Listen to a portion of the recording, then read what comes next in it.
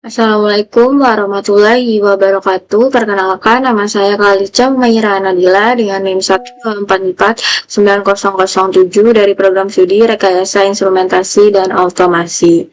Jadi pada tugas praktikum sistem digital dan mikrokontrol ini, saya akan menjelaskan uh, sedikit dari pin-pin yang saya gunakan untuk proyek kali ini. Terus juga jelaskan sedikit dari komunikasi dari mikrokontroler yang kami gunakan, yaitu dari I2C, lalu SPI, dan UART. Yang pertama saya akan tunjukkan dari yang jalur komunikasi SPI-nya. Nah, sini sudah diberi keterangan yang berwarna hijau muda. Dia mempunyai 4 jalur komunikasi. Ini yaitu ada MOSI, MISO, CLK, dan CS. Di mana MOSI adalah data keluar dari master. Jadi ESP32 ini kita gunakan sebagai master dan juga slave. Di mana nanti master itu yang akan menggerakkan seluruhnya, sedangkan slave yang yang menerima dari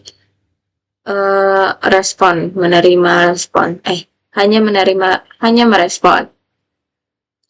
Nanti data dikirim ke slave lalu direspon oleh nanti data dikirim ke master lalu direspon oleh slave. Nah, terus di sini tuh MOSI itu sebagai data keluaran dari masternya. Sedangkan MISO itu data masuknya, data masuk ke master. Setelah itu di sini CLK atau clock dan CS atau nanti itu bisa juga SS chipnya untuk memilih slave-nya. Terus jalur yang kedua yaitu I2C. Di sini udah ada keterangan warna biru muda. Dia ada 2 jalur. Yang pertama yaitu SCL dan SDA. Setelah itu UART, dia ada 2 jalur juga, X dan RX ya. Dimana nanti tuh teksnya akan mengirim data dan RX-nya akan menerima data. Oke. Selanjutnya di sini ada jalur dan rangkaian yang sudah kelompok saya buat, di mana di sini kami akan membuat project untuk mengenal sebuah warna pada anak balita. Nah, nanti warna itu dibentuk dalam sebuah kartu yang sudah kita menggunakan RFID. Jadi di sini ada RFID readernya, terus di sini ada LCD, TFT. Nanti ada, jadi setelah kartu itu di scan, dibaca, nanti ada gambarnya juga di LCD ini. Setelah itu di sini kita menggunakan microcontroller ESP. Terus di sini ada barrel jack-nya. Di sini kita gunakan juga DF player mini karena nanti ada keluaran suara audio. Makanya di sini juga ada ini namanya speaker. Nah, terus di sini ada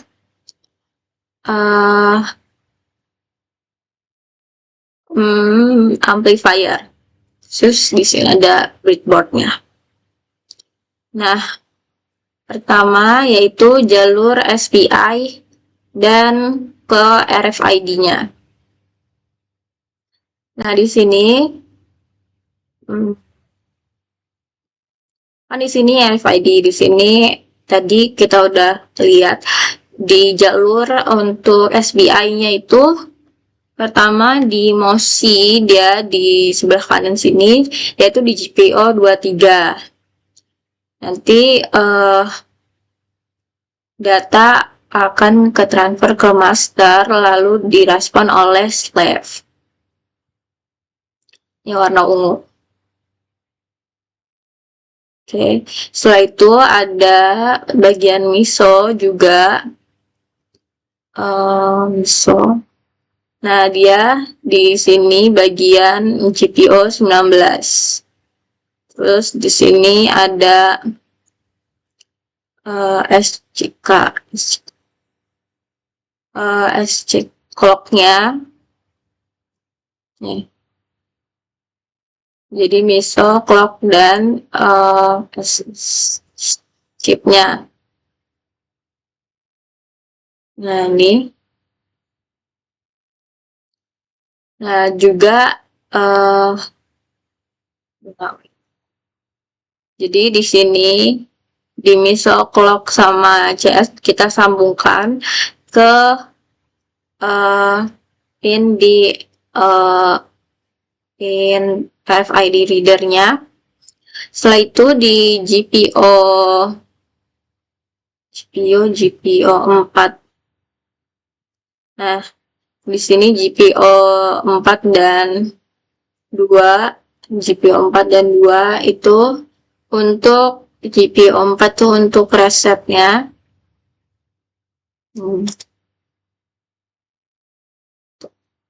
Oke. Lalu jangan lupa kita sambungkan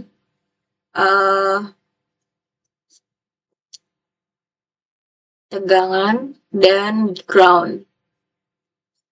Oke. Nih. Tegangan dan ground. Ini tegangan. Oke.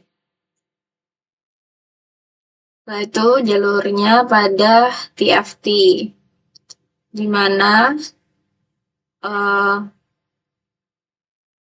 sini OC GPO 23 juga kita sambungkan ke LCD-nya, dan clock-nya juga di GPO 18 kita sambungkan. TFT 15. Lalu di GPO 15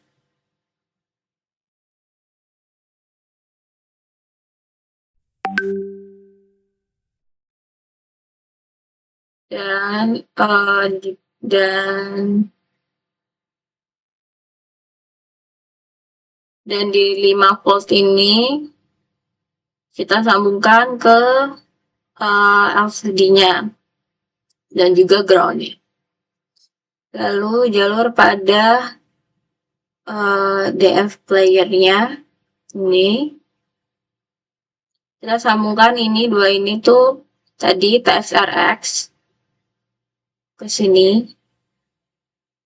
Lalu jangan lupa tegangannya dan ground.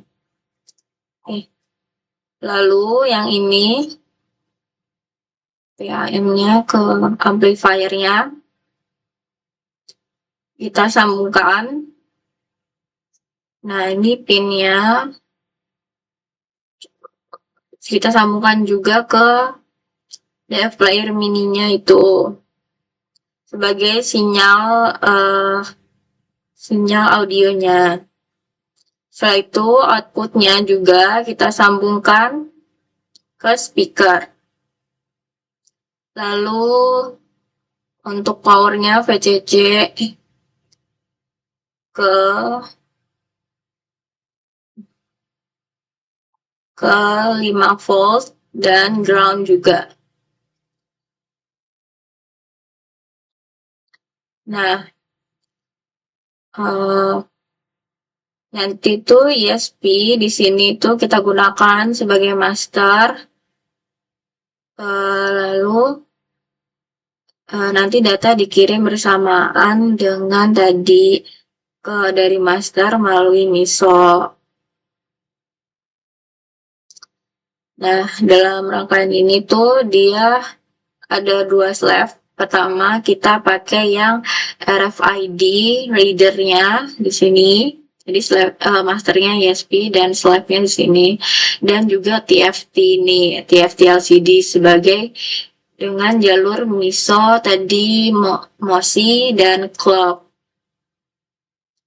Nah, nanti itu slave-nya dipilih tadi pakai pin yang udah dijelaskan tadi, yaitu pakai pin yang CS atau SS chip ini. Jadi chip ini memilih untuk jalur slave-nya. Nah, untuk UART ini komunikasi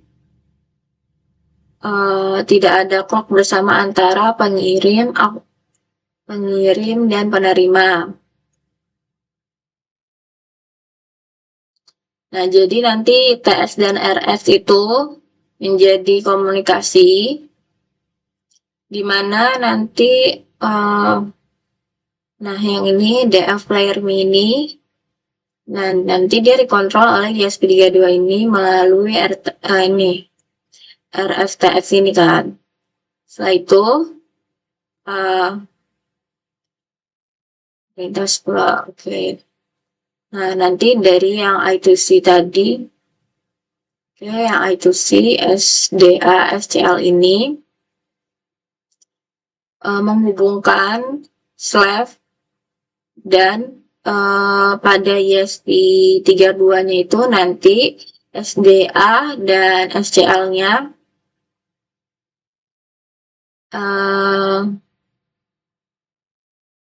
untuk sensor dan terlihat tidak dengan menonton. Oke. Nah, nanti ESP32 ini mengirim sinyal radio ke dari RFID reader ini. Untuk nanti kan sebelum ke RFID reader ini, kartu itu udah ada chip dari untuk nanti RFID reader ini membaca. Lalu RFID reader ini mendeteksi, baru dia masuk. Nah, nanti saat RFID reader membaca, kartunya nanti mengirim data ke ESP32 ini melalui jalur ESPI tadi, MOSI, MISO, terus MOSI, MISO, clock, dan CS. Tadi MOSI, MISO, clock. Terus ESP32 setelah menerima dan mencocokkan nanti data-datanya. Terus ESP32 ini nanti mengirim data ke ini slave kedua, yaitu LCD-nya TFT melalui SPI. Nah, nanti ESP32 memerintah komunikasi melalui jalur UART tadi, jalur UART yang TXRX. Nah, ini dua ini ke DF player mini. Setelah itu nanti setelah menerima data dia akan menghidupkan audionya, memutar audionya dari SD card yang digunakan pada project ini. Nah, audio itu audio sama gambarnya disimpan di SD card. Nah, DF player mini ini akan menghasilkan audio. Nah, nanti juga dibantu oleh amplifier di sini. Setelah itu baru keluarannya di speaker ini. Ya, terima kasih. Sekian dari saya. Wassalamualaikum warahmatullahi wabarakatuh.